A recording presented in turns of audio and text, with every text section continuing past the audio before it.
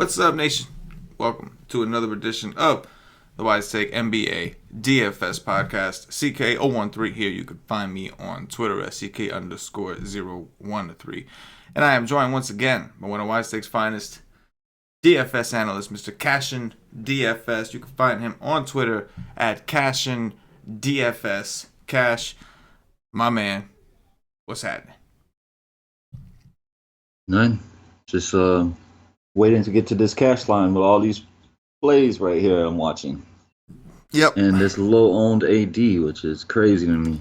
Yeah, man, I was the whole game. Honestly, was really low owned. I was very, very surprised. That's the route I went. I did 3 total teams: 2 on DraftKings, 1 on FanDuel, and I played Harden on 1 DK team, and I had AD on the other teams I did. And yeah, I was definitely surprised with how low owned, especially on FanDuel, Anthony Davis was, and the rest of the guys. I mean, Drew Holiday off to a pretty good start, and he's really low. We'll see what happens. I don't want to jinx nothing. The second half just started, but yeah, I was surprised. Real low owned. James Harden took overtime, but he did get to 80 something. Allen. Oh my god! I didn't think Allen was going to do it again, but just bigs against Houston, man. The guy grabbed like 30 rebounds or something like that. Yeah, we were talking about it in the Slack chat for a little bit, and I said in the Slack chat, I was like, either RHJ is going to have to play some 5 because the Nets will go small, because we saw the Rockets were going real small, or Jared Allen, or they're going to just do their thing, and Jared Allen is going to feast. And Jared Allen feasting was the result. So yeah, I was real big on Marc Gasol the previous game, and that didn't work. But I mean, everybody knows it's going to be bigs against these guys, man. Yeah. Didn't Tucker started at center? I remember you telling me that. Yeah. Tucker starting at center. Yep. Tucker, Clark, one of them dudes. Either way. Yeah, they just gave up all the size, and Jared Allen just ripped them apart. And I think, like, Nene not starting, I think, like, if we see that happen again, we just have to load up on the big, whoever the big is, if they're going to do that. Because while, like, don't get me wrong, I don't think that Nene is, he's not going to play more than, a few minutes anyway, just because of his age. But he's definitely the only option they have. He's the only big person they have at this point. Try Marquise Chris, but that dude's found trouble waiting to happen. Anyway, Drew Holiday killing him, bro. Yeah. And Mirotic. Yes. That bastard. Yes, he is going off. Well, we had a first half from the heavens. He got me a 2. He got me a 2 against the Clippers. But I was just a day early. I knew it was coming. Yeah. Yeah, he's got some pretty good history against Golden State. He seems to like step it up a little bit. Maybe he gets in a rhythm when he sees them shooting threes. He's like, my kind of game right here. Yeah, so you got to see, like, I saw some of it, like, he's on ESPN, so I saw some of the shots he took, and like some of those shots were just like unnecessary threes. Like, my man was like good 3-4 feet behind the 3-point line, just chucking them. So I think he just likes the style of play. But anyway, we got ourselves a little 5-game slate on a Thursday, which is pretty good. It's a pretty good slate, man. As far as, like, at least good games, we've got some late night hammer action with the Lakers going to OKC. That's the last game of the night. It's only at 9:32, so their games aren't too spread apart. We've got to see about Kawhi Leonard. Toronto is hosting Phoenix. They just had an awesome game with Boston tonight, really back and forth. Now Phoenix is coming to town, but we got to see what the situation is with Kawhi Leonard.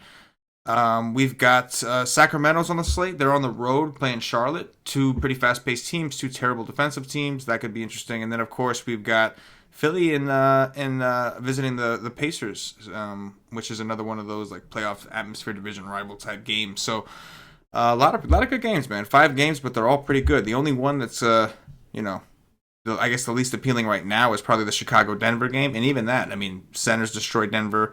There's opportunity there too, so a lot to discuss.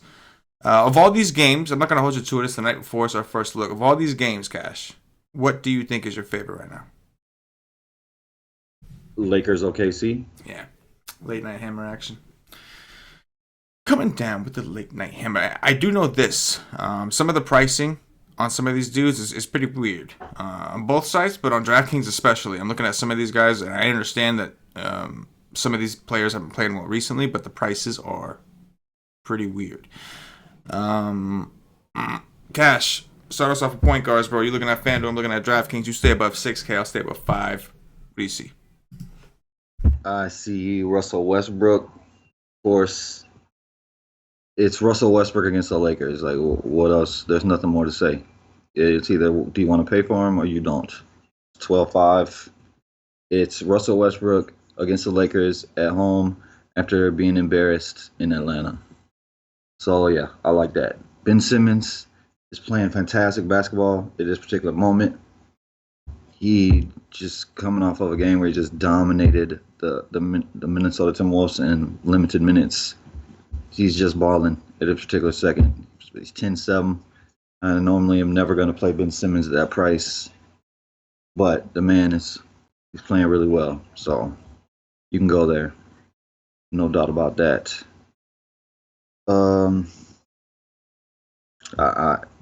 Kemba is whatever. I mean, it's a great spot, but I am not playing Kemba at this particular moment. He's just coming off of his best game in a minute. But just look at the floor. Like, I'm not gonna pay 9-2 for that. He could go off again, but I'll pass. Fox is a little too expensive for me. I don't see much upside on the road in that price on FanDuel, so I'll pass there. Lonzo Ball never makes my lineup ever because the guy can't shoot, so I'm good with that. That's it. Yeah, looking at point guard on DraftKings, Westbrook certainly is the most attractive up top, 11-8 against the Lakers. Been playing a lot better lately. We're starting to see him play really well. Fast-paced game, bad defense, all that good stuff. Bad rebounding team, all sounds great. Ben Simmons against the Pacers, that could be an interesting game. Just not sure if Ben Simmons is the way I want to go there. Jimmy Butler is really cheap. We'll talk about that later. Kemba is only 8-7 on DraftKings. He is coming off a really good game. This is a really good spot. I was impressed with the volume that we saw, but I will also agree that like he was playing so poorly before that. The volume was so low. It's kind of hard to just like now go back to paying an 8-7 price tag or 9 whenever he is on DraftKings on FanDuel. So not quite sure. De'Aaron Fox, I really don't like to pay more than 8K there, more than like, you know, and the 7s. Once he's in the 8s, I'm not crazy. I like the game, just don't like that spot. Kyle Lowry could be in play if Kawhi is out. He's only 7-4. I know Lowry is kind of on a lot of people's shit lists this season, but he has played well in games that Kawhi Leonard has been out. So at 7-4, I can get behind that. After that, I'm with you, man. I think that not seeing a ton that I really love, and Westbrook is still the standout by far. Take us down to Value Town. What you got? Alfred Payton is out there limping heavy, CK. No. Limping heavy. Do not tell me that. No. He is. He is limping heavy. No. Come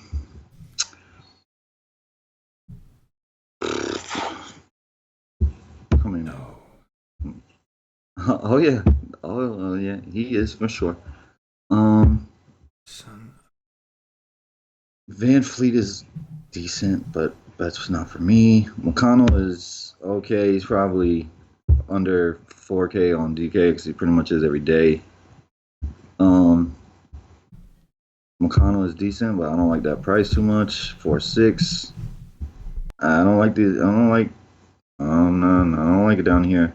Corey Joseph is decent. Tony Parker, I'd probably rather play over Kemba personally for the price, and if he sucks, I'll drop him. But I'm not into none of this down here. Pretty much zero. Yeah, I'm not seeing a ton I like on this side either, man. It's pretty ugly. Maybe a Malik Beasley. He is point guard eligible over here. Could consider him. Don't see a ton else that I can get behind though. Down here, other than the usual darts that you could take a chance on, like TJ McConnell, etc. I'm not really seeing a ton. Let's move over to shooting guard. Westbrook still looking like a standout. What do you see over there?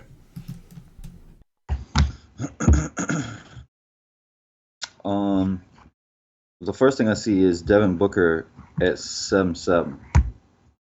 Nothing about this matchup is good for him, but if they keep it close, like Toronto's coming in off of a back-to-back, coming back home. I mean, he came back, he played 26 minutes they got their ass handed to them. But I mean, the upside in Devin Booker at 7-7, fairly low ownership even at the price against Toronto. I like that. Um, Jimmy Butler and Victor Oladipo are probably no's for me going against each other. I would probably rather play Victor, but he's not been playing very well. Um, and that's it. I think that Buddy Hield or Bogdanovich could have a big game here. Um, but Buddy Hield is not playing particularly great at this moment. Yeah, probably not for me. Yeah, this position And is. Dennis Schroeder, like I like Dennis Schroeder a lot, but Yeah. coming off that revenge and they raised the price up to 6-1 on FanDuel, Mm. I'm not the biggest fan of that, but I do like Dennis Schroeder in this matchup for sure. Like he can get 35-40 in less than 30 minutes. Yeah. No, I hear you. On DraftKings, like Devin Booker's only 7-8. That's just wild against Toronto. I mean, he's even cheaper on FanDuel. So. Right. Like that is tempting. Especially if Kawhi Leonard does sit. 'Cause that's obviously a big hit to their defense if he were to sit. Oh, if Kawhi Leonard sits, then he's going to be popular. Right. So that's interesting. You have Oladipo on DraftKings, $200 under him. This is an awesome spot for shooting guards, and I mean it's just a great spot for Depot. 7-6. I know he hasn't played well. He's got awesome history against the 76ers. He went for 65. One of the games he played against them, I think, this year. And last year he went for over 40 twice. So now that he's in that territory, like it's going to be very tough for me not to play Victor Oladipo at this price. Jimmy Butler on the other side is only 6'8". Coming off that revenge game where he was like rolling, they just didn't need him. There is some concern, but if this game does stay close, you would think that they're going to need all three to contribute. And Butler is just underpriced, I think, at 6'8". Buddy Hield, like you said, he's 6-1 on DraftKings. You get bonuses for 3-point. You get 3-point bonuses over here. Charlotte's been awful against wings. Like they're terrible against bigs, terrible against wings. So it does kind of line up good for like a Buddy Hield, Cauley Stein type game. I think even Bogdanovich on his team, I think he went for 30 last time he played these guys in Sacramento, and he's 5'5". He actually lowered his price comparative to where it was back then. So pretty deep position so far, at least compared to point guard. I like what I see here better than what I saw over there. Cash, take us down to Value Town. Jeremy Lamb, like he's all right, but like he's just not going to get upside on 6K very often. But I mean, it's a great matchup. He's at home. He's okay. JJ Redick.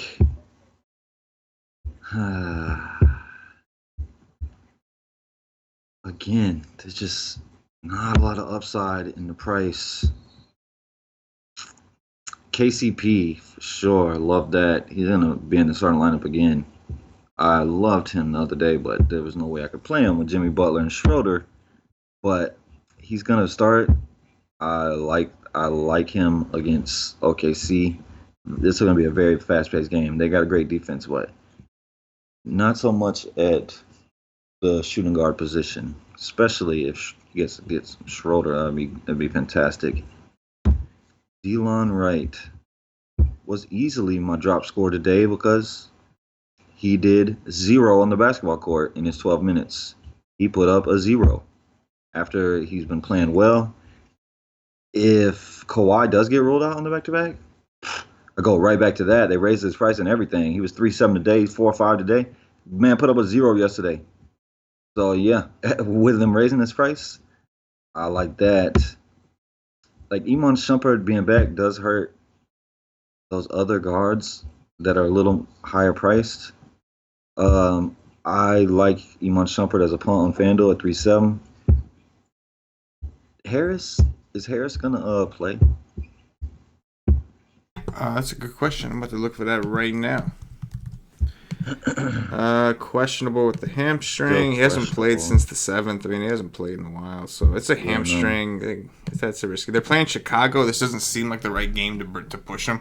You know, like you can't beat Chicago at home without him. Then you suck, especially with Will Barton back. So Yeah, Will Barton, he does hurt these guys, but Beasley's playing a ton of minutes at 4-7. Like, you could play him for the minutes. They don't really need Torrey Craig's defense much against Chicago. They can handle Chicago without his defense. But all three of these guards are in play for Denver if Harris is out. Beasley, Craig, and Morris. But Craig and Morris are 3-7 on FanDuel, while Beasley's 4-7.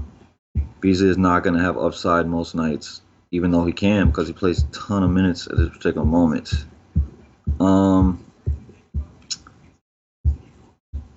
Ferguson,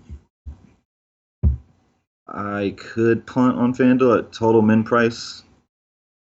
I think he's okay.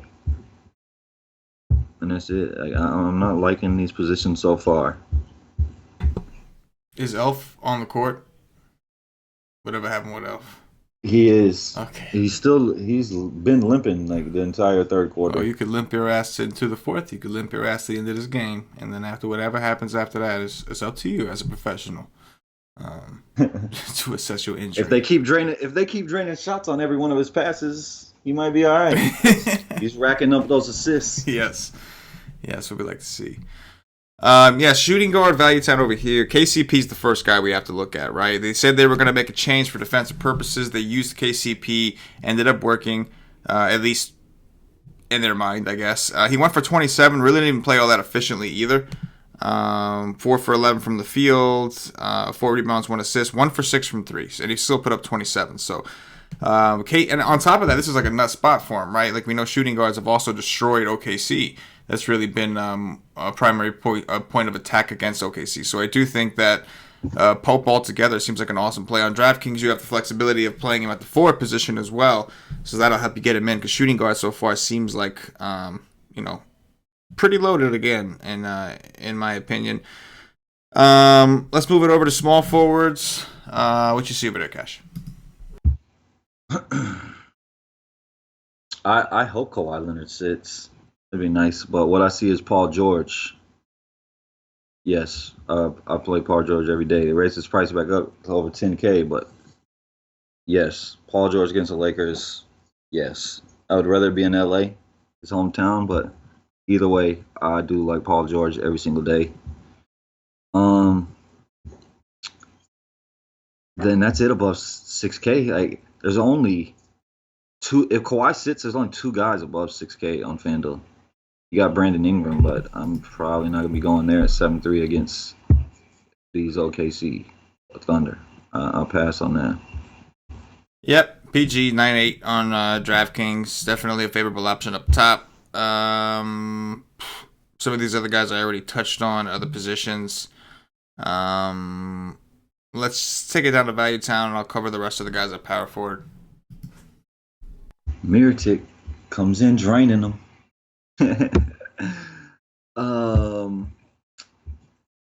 TJ Warren, he's 5'9".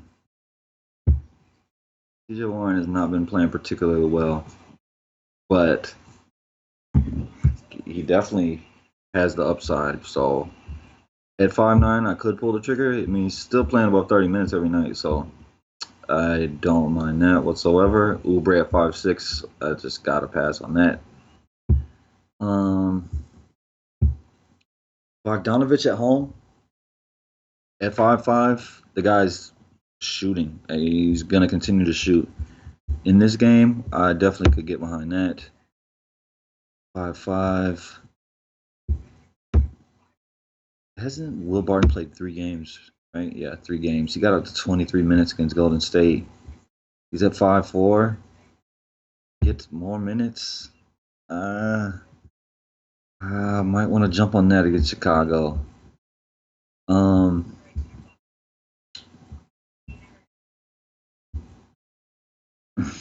Not much below that.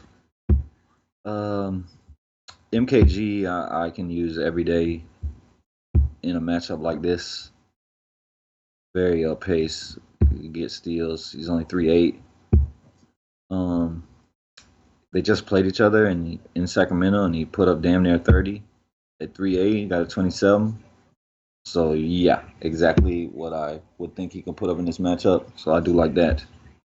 Mikal Bridges is probably just a no.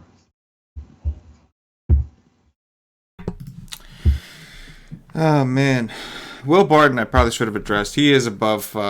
He is above 5K over here. He's 5'3", What is and he? he's 5'3". 5'3". It's at that point where it's not like every team. But if you had some teams and you want to take a chance, I mean, this is a spot where he can absolutely go nuts. Maybe a little get right, get comfortable kind of spot. They let him go out there for 20 minutes of just him time getting loose and comfortable. So I do think that. I do think that is in play. Again, like you could play KCP over here, so that helps. Some of these other guys, like I guess Nick Batum, if you want to roll the dice, you know what you're getting with Nick Batum. He did go for 38 last time against the Kings in 27 minutes. Kind of just smashed up. So at 4-9, I think Batum is in the conversation. It's tough to play Bielitsa at this point with Bagley back. You just never know when he's going to get the minutes. Marvin Williams, I'm sure Cash will touch on at power forward. He's only 4'8". He should play some center minutes here. Played 33 total minutes against Sacramento last time. Went for 29. And he shot terribly from the field, 2 of 9. So I do think that, he's in a decent little spot here. Man, I really, really wish the Lakers would just give me one day of Michael Beasley at 3-6 over here, man. Give me one fucking day. Like, what I would have done. Who hit it? Curry is on fire! Oh my god! On fire! My man is burning hot. Awesome. My man is on fire. What's the score? Is Golden State coming back in it? Oh yeah, Golden State. Steph is bringing them back. Yes, well, right. One man wrecking crew out there. It's 102-104. Wow, that game is awesome. But yeah. Hey, hold on. There's nothing better than having Steph on your lineup when the man is on fire because there could be 3 guys around him. He's gonna pull up, drain that motherfucker. I love rostering guys that I know points is coming. Like I don't want to roster guys just standing around roasting marshmallows in the corner and shit. I want a guy where I know my points is coming. They coming. And when Steph gets hot, they coming, baby. I hear you. Take us over to power forwards, guys. What you see over there? Kuzma. I could definitely go to Kuzma against these Thunder right here. He's 7'5". Like he's taking a ton of shots. Like I mean, he's definitely the best player on the team without LeBron out there. There's downside. There's 40-point upside. There's 20-point downside. But we know he's going to play the minutes in a close game. We know he's going to take his shots. So at 7'5", probably going to be fairly popular, but I do like him. Sabonis is in play every single day. That's for sure. Turner is back, but the guy just has major upside. Turner being out or in, like he doesn't play much more minutes with Turner off the court. Like maybe 5 more minutes a game, something like that. The man has upside every night. So I like that. Both of these power forwards against Phoenix, every position against Phoenix is just glorious. They are on a back-to-back, but if Kawhi sits, we know. Like you just know what it is. Like there's just so much usage to go around, and Steph Curry is on fire. And then Paul Millsap is decent, but killing me. Paul Millsap's killing me. I probably won't go there, but I do like the matchup against Chicago. Yeah, Millsap definitely. Not a fan of what I'm Jeremiah Grant is over 6K too. Like, there's upside there, especially against the Lakers. Yeah, the guy's coming off. The last 3 were just going off, and he's gonna play a ton of minutes. He can even play a little bit of center. Yeah. So yeah, in a close game, he's probably gonna get somewhere near 40 minutes. They don't have Kuzma defense. I think he always got that going for you. That's one of the most beautiful things for me in my life. Yeah. Kyle Kuzma definitely the most attractive option. 6'9", just kind of stands out. Play him a small forward, power forward. It does seem like a pretty good spot for him here, even though he kind of fucked me over the last night, whatever it was 20. I was in a position to smash. Like, I made a little money, but I was in a position to smash, and Kyle Kuzma got me a fucking 20. That was just despicable. But, yeah, Serge Ibaka against Phoenix. If Kawhi is out, I love playing Lowry and Ibaka when Kawhi is out. If you want to throw in Siakam into that mix, that's okay. He is 7K though, a little bit more expensive, and I really want to attack them. I'm cool with attacking them through TJ Warren with power forwards, but I really want to attack them through centers. Marvin Bagley is 5'2". I don't like the fact that the price came up, but he is starting to play a little bit better. He's coming around. 9 rebounds last time he played Charlotte in 25 minutes, and he shot 5 for 13. If he gets some of those shots together, he's got some upside here. So I do like Marvin Bags. Oh yeah, we'll take it down to value time from here. What you got, Cash? I agree with John Bagley. He is also above 6K. I love the kid as a player. Just got to get those minutes back up. But yeah, he's definitely a decent player. Value time. Like you already said, Wendell Carter Jr. is out. So I believe, if I remember correctly, I think Bobby Portis, last game they said that he could play 25 minutes. He didn't play that many, but I'm pretty sure that that's what they said. I'd have to go back and look.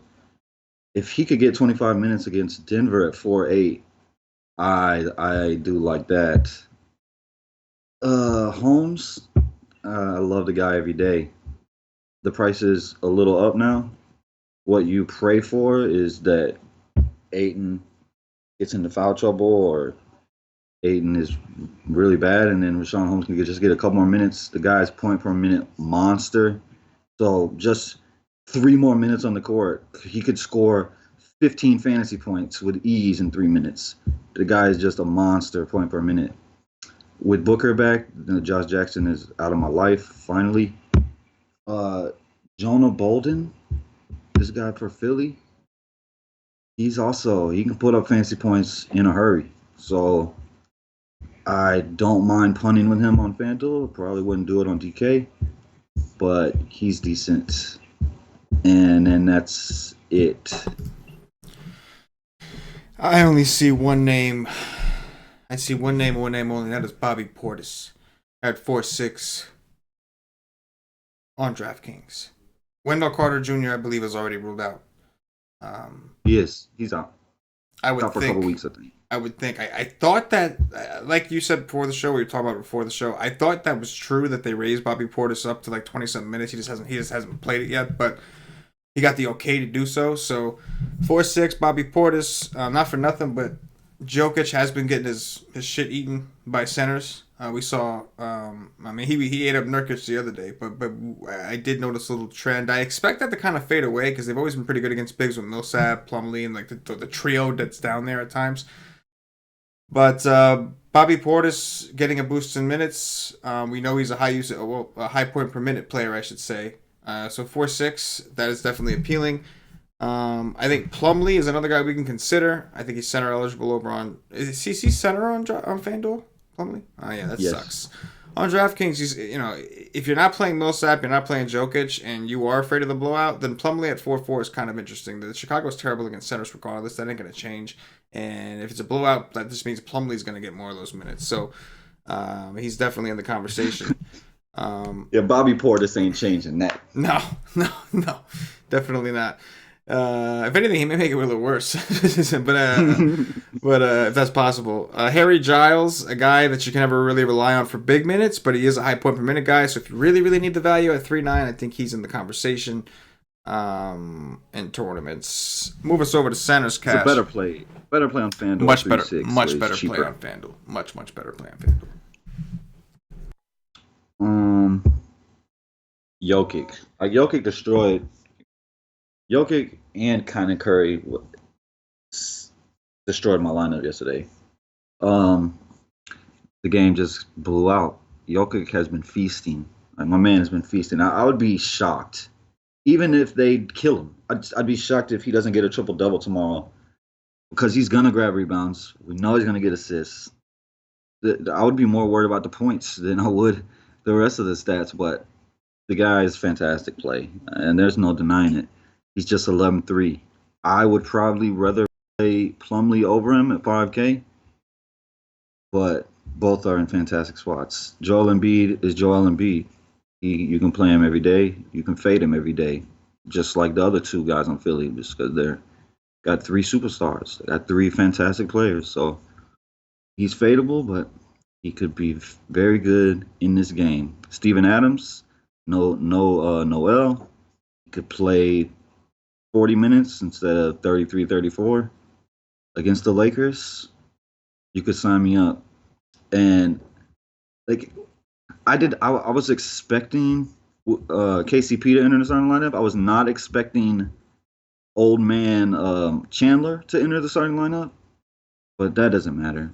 I'm not scared of old man Chandler, even though he is the best defender as far as Lakers centers. But Steven Adams, just not usually a ton of upside in 7-8 for Steven Adams, but he could definitely go off here. Willie Cauley-Stein never moves. Center against Charlotte could move the needle for sure. What did he just do against these dudes at home? I think he put up a 41. Oh, he did the dirty. Put up a 40.4. So he's been playing well. The last 3 of the last 4. JaVale McGee not starting is probably out of the question for me. Miles Turner came back, played well first game back. These guys will come to the basket, so he can get some blocks. I don't mind him at 7-1 at all. I don't ever mind him on FanDuel because he has 6-7 block upside. Like I said, Mason Plumlee, I'd probably play over Jokic today and pray. But last time I loved Plumlee, I got off of him for I can't remember why, but something opened up underneath him. My man went for 40 in 20 minutes against the Clippers. That was the last time I liked him over Jokic. I like him over Jokic today. Something will probably open up down here, like, oh, Zubac is going to enter the starting lineup or some madness. Willie Cauley-Stein is out. Costa Kufis starting. It's just some madness will pull me off of Plumlee, and Plumlee will go for 40 tomorrow, 45 at 1% again. Do you want to play either Charlotte center against Willie Cauley-Stein? No. Because both of them are priced at a point where you could play them. How much? I would pick Bismack. Bismack is 4.4 and Willie is 3.9. Ooh. I mean, as punts, sure. I mean, Bismack's a little too expensive to be considered like a true punt. Like, you don't want to drop a 4.4 player. But at the same time, he's the one that has the more secure minutes. Like, they clearly don't want to play Hernangomez very much. So Hernangomez could only get 11 minutes. But in 11 minutes, he could outscore Biyombo, even in 25 minutes. That's a tough one. I guess it comes down to, like, you know, if you don't really like what you see at center, then sure, punt it. But, like, how much is Plumlee? 5. Okay. That's a difference. I like Plumlee over both. Yeah. Even coming out the bench, I still like him over both. Yeah. But, oh, man. Jaws Revenge. I might go there. Everybody knows I love me some Jaws. You can eat them up. Eat them up down there. So, yeah, I could definitely do that. So, 3-7. Jaws. With the biggest jaws in the world. Yes, Mr. Greg Monroe. I'm 3-7, yeah. That's a much better punt, I think. Especially if Kawhi plays, because I think it's more likely that Phoenix gets their teeth kicked in, and then maybe Jaws gets a little bit more time. He's going to already get his, like, 10 to 15 minutes anyway, and if the game blows up, maybe he hits 20, but I don't mind that, playing that, expecting the drop scored. If he happens to do well, you got him. You got Jokic in a beat up top on DraftKings. I'm not overly high on either. Embiid, a little enticing. He's played well, but my guy, and Paulie's not going to be surprised at all. But Willie Cauley-Stein, I've been playing this dude every day, and I'm going to continue to play this dude every day. If he's going to give me if I play this dude 4 straight days, and he's going to give me 40s on 3 of them and give me a 20-something on 1, I'll take that. I'll just keep rolling with that. So, against Charlotte, a team that's awful against bigs, he just went for 40 against these guys. I know it's on the road, so a little bit different, but he's only 6'5". Like, they lowered his price. I think him and Ayton, DeAndre Ayton's only 6'6" on DraftKings against Toronto. So I think that, like, both these guys are highly in play. I like Cauley-Stein better, personally. He's a little bit more consistent in my eyes than Ayton, but I think that Booker back is going to help Ayton. And yeah, I like those two guys a lot. Like to me right now on DraftKings specifically, those two guys are by far my favorite centers, price considering. And yeah, I think that's all I'm gonna say. That's gonna do it for the position by position breakdown. At this point, I'm gonna remind everybody if you haven't already checked us out at whitestate.com, get over there and check it out. If you're watching this live, it's not too late to go ahead and get that golf pass. $4.99 for the week. We can go see. CashinDFS has a new god. He's in PGA though. He has John Collins as one, and then it is the god of PGA. But you have to go watch the PGA. Otani and Saquon are the gods of all gods. The gods of all gods, Otani and Saquon. So go see who the fourth god is, the PGA god. And also win yourself some money. Cash and Brew did an awesome job with PGA Week 1. Smashed, the whole nation smashed. They smashed. Everything was just lit. Litty, as they say. But yeah, go ahead and check it out. Lock is Thursday morning. I think it's like, noon, some shit like that. But either way, if you're watching this live, you can still go grab it. Aside from that, get yourself a day pass. Try us out for the NBA stuff. $2.50 gets you in for a day of NBA content. You will not get access to our Slack chat. The Slack chat is for monthly subscribers or higher. But you will get access to the content for a day. It's articles. CashinDFS will be doing a tournament article, I believe. BK is going to be doing the cash game article. No, I think Steve. BK is doing the cash game article. We got cheat sheets. We've got the Y stream, which is a live stream we do 2 hours before lock. I'll have my core article, expert poll, full NBA day. Let's go. Come get it. $2.50 for a day pass. Sign up for if you're ready to get into the Slack chat show. If you want to get in on the squad, you got to get access to the Slack chat. That's a monthly membership or higher. But you do what you do. Cash. Let's do some top threes and we'll get up out of here, bro. Who are your top 3 point guards tomorrow? There you go, Elf. Hold on. Yeah, Elf's back out there limping. Russell Westbrook. Wait, hold on, he's still limping. Oh yeah. Oh, for sure he's limping. Yes, he's limping. The trooper, man. Russell Westbrook is 1. Kyle Lowry is 2. Yeah. And I hope that Kawhi is out or he won't be there. Yeah. And then I'm gonna take my stand down there. Old man Tony Parker. Tony Parker. All right. I'm going to go with Russell Westbrook as well. I will go with Kyle Lowry. I am in the same boat. I'm assuming like Kawhi is out. Otherwise, I'm not playing Lowry. And then it's tough for a third. Really don't like this position much. I guess I'm going to take a... You know what? Fuck it. I'll go with Kemba Walker. If I was going to pick a third, it probably would be in. Shooting guards. Devin Booker. KCP. Delon Wright. I'm going to go with Victor Oladipo, Devin Booker, and Buddy Hield. Let's go to small forwards. I go right back to the guy that got me a 0 today. Just like I would have loved to deal with Mirotic tonight, but I couldn't afford him. And I missed the Mirotic game, and I swore I wasn't going to miss the Mirotic game. PG13.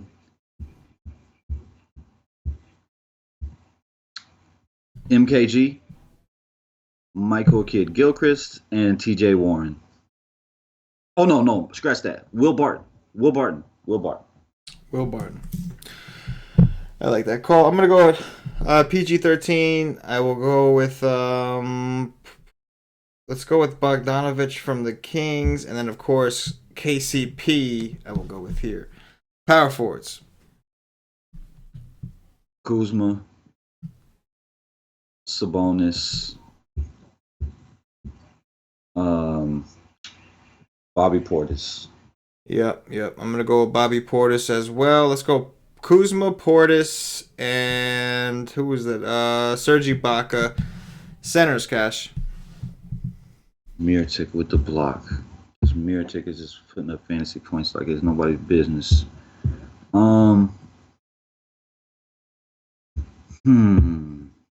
Center.